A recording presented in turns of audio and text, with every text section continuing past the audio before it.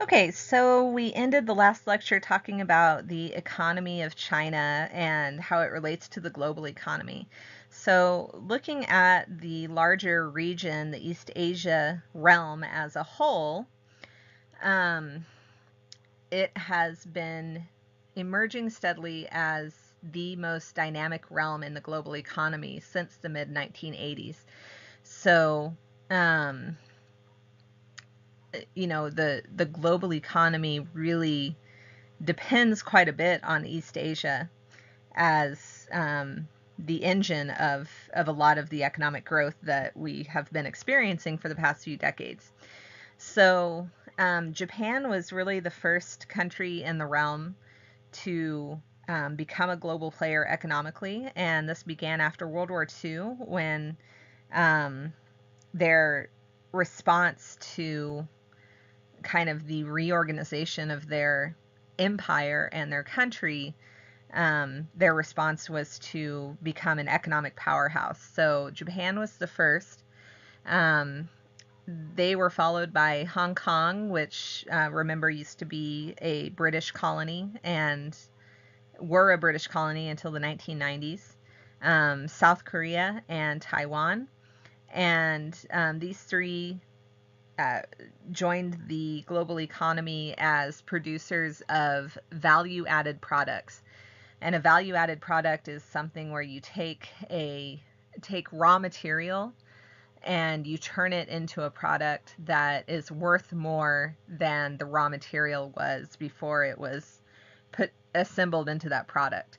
So if you think about an iPhone, for example, if you take all of the component parts of an iPhone, they're really not worth anything. But once you assemble them into an iPhone, it's worth six, seven, $1,000, however much they're going for now. So that iPhone is a value-added product. By the mid 1980s, China had emerged as the leader, in the economic leader in the East Asian realm.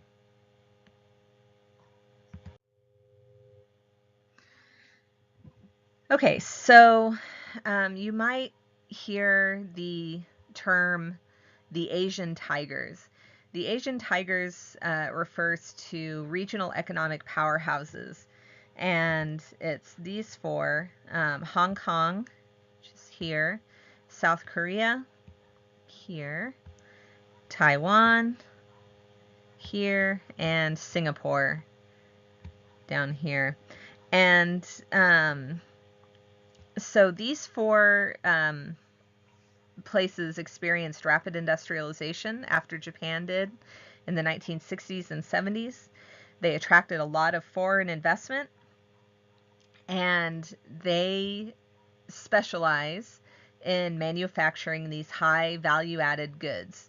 So things like computers, cell phones, electronics, any of these things that you have, probably the computer that you're using right now, was probably manufactured in one of these four places.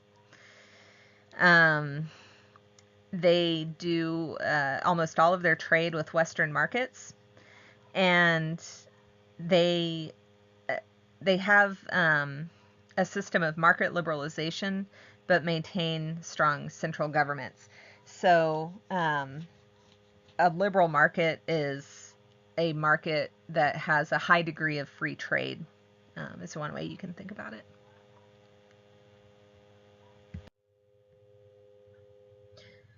Okay, we'll talk just real briefly about Hong Kong. Um, so we talked about the Opium Wars and the colonial era in East Asia. And it was after the first Opium War that Hong Kong became a British colony. And they remained a British colony for quite a bit longer than many other places. They only became a special administrative region of China, communist China, in 1997. And there was a big ceremony where they took down the British flag and they put up the flag of the PRC, and they officially became part of China but the agreement was that they would retain a high degree of their own autonomy. In other words, they wouldn't just be another city in China. They were still going to be have their own government and be able to vote for their own officials. Hong Kong has one of the highest population densities in the world. They have about 6,300 people per square kilometer. And of course, they have the Asian tiger economy based on high-tech industries.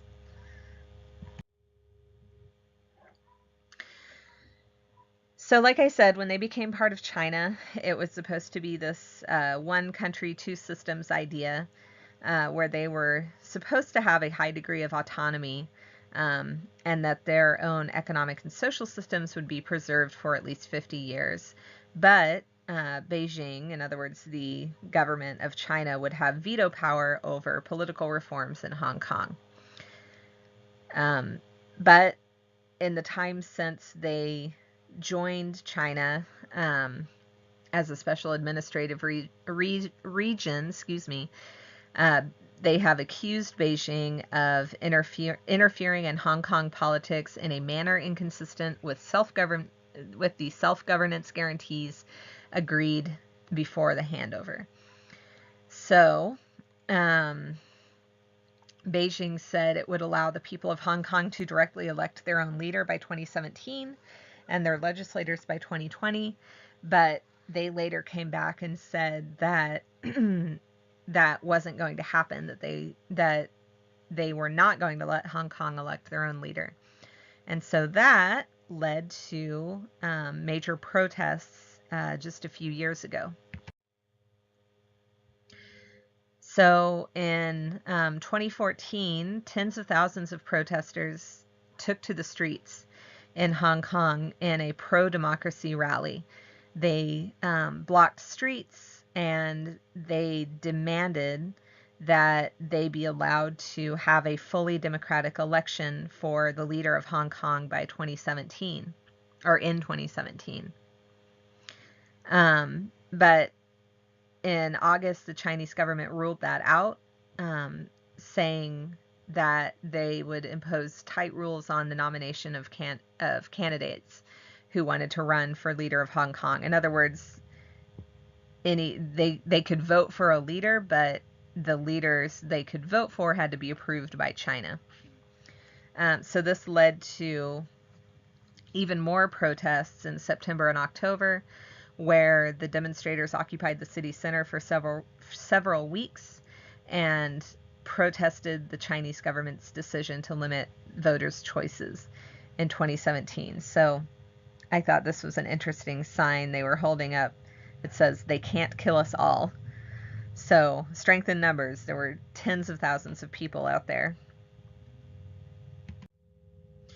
So this became known as the Umbrella Revolution, or the Yellow Umbrella Protests. This is a street, in case you can't tell. It's a major highway, actually. This is a walkway that goes over the highway, and these are the lanes for the highway. So people had just completely blocked off this major highway as part of the protests.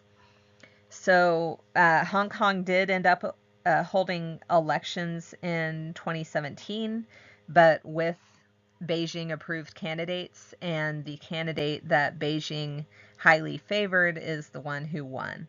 So there were complaints and accusations that the elections had not been fully democratic, and this is likely to continue to be an issue between Hong Kong and Beijing. So we'll continue to keep an eye on what develops there. All right, let's switch gears a little bit and talk about Tibet. And Tibet, we've already mentioned that the Tibetan Plateau is the source of many of the major rivers of the region. So very important source water area. It's a high plateau in the Himalayan mountains. The it borders northeastern India as well as Nepal and Bhutan, and has been a Buddhist stronghold since the 7th century AD. So at the end of the 19th century, Tibet was its own independent country, but in 1950 it was recaptured by force by the Chinese government. And many of the Buddhist monks of Tibet protest Chinese rule and claim allegiance to the Dalai Lama, who is shown here. So the Dalai Lama is the spiritual leader of Tibetan Buddhism, and Buddhist monks in Tibet and followers of Tibetan Buddhism see the Dalai Lama as a living god.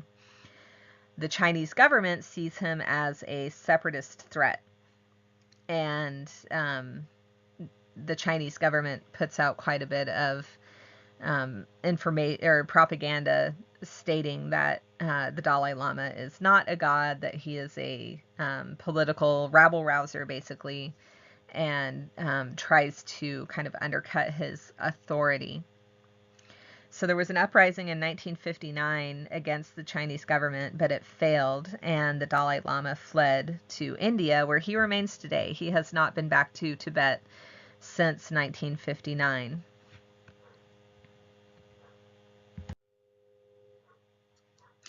So during the Cultural Revolution, which we talked about in the 1960s and 70s, many monasteries were destroyed. And many people in Tibet have resisted attempts to change their traditional lifestyle, but there has been a gradual Hanification of Tibetan culture. In other words, kind of the imposition of Chinese culture onto Tibetan culture. So the area of Tibet has experienced some strong economic growth, but popular resistance against Chinese rule continues. And I think I mentioned in a previous lecture that when I was in college, when I was an undergrad, Free Tibet and Free Darfur were all the rage. Like, everybody had those bumper stickers on their car. And you don't really see that anymore. I can't remember the last time I saw a Free Tibet bumper sticker. So it's kind of fallen out of the headlines, I guess. But it is still very much an issue, just as much as it was before. One of the kind of saddest byproducts of this whole thing have been self-immolations by Buddhist monks. And in other words, people setting themselves on fire and burning to death. And this is done to protest Chinese rule of Tibet. So this middle picture shows a display that was set up to remember and honor the people who have self-immolated. So you can see their pictures are kind of surrounded by flames to indicate that they had self-immolated in protest against the Chinese government. The Dalai Lama, for his part, has had some intermittent and indirect contacts with China, probably not recently, but at least in the first few decades following his exile. The Dalai Lama advocates a nonviolent negotiated solution to the Tibet problem and accepts the notion of real autonomy for Tibet under Chinese sovereignty. In other words, that they could be a sovereign nation but still part of China. But China has questioned those claims. They don't believe that he is not seeking independence for Tibet, and China has also accused him of inciting the dozens of self-immolations since 2009, which as far as I know, there's no evidence that the Dalai Lama has incited any of the self-immolations. In fact, suicide is frowned upon in Tibetan Buddhism, and so the Dalai Lama has stated that he won't speak out against the people who have self-immolated because he doesn't want to kind of bring shame on their families, because if the Dalai Lama was to speak out and say what they did was wrong, it would bring a lot of grief and shame to their families. But he also doesn't want to say it's right because he doesn't want to encourage more people to commit suicide in this way. So he's kind of stuck in a bad position as the spiritual leader of these people. So that's kind of where we are with Tibet. That's the situation, and I don't often recommend like YouTube shows and things like that, especially ones that have a political bend, because a lot of times there's a bias in one way or another. But if you watch John Oliver, he has a segment that he does on Tibet where he interviews the Dalai Lama, and it's very good. It's very factually accurate, and he talks about the problem of the Dalai Lama's reincarnation under Buddhist belief. So under the belief of Tibetan Buddhism, the Dalai Lama, when he dies, will reincarnate somewhere in Tibet, but there's a fear that the Chinese government is going to kind of pick their own Dalai Lama, because the person who is supposed to identify the reincarnated Dalai Lama is called the Panchen Lama, and the Panchen Lama disappeared. He was taken into custody by the Chinese government many years ago and hasn't been seen since. And the Chinese government put forward their own Panchen Lama. So there's a question about what's going to happen when the Dalai Lama passes away, and the Panchen Lama is supposed to identify his reincarnation. So it's kind of interesting, but John Oliver does a good job of kind of talking about it and interviewing the Dalai Lama. So if you feel so inclined, you can check that out on YouTube. And if you have any questions, do email me or contact me.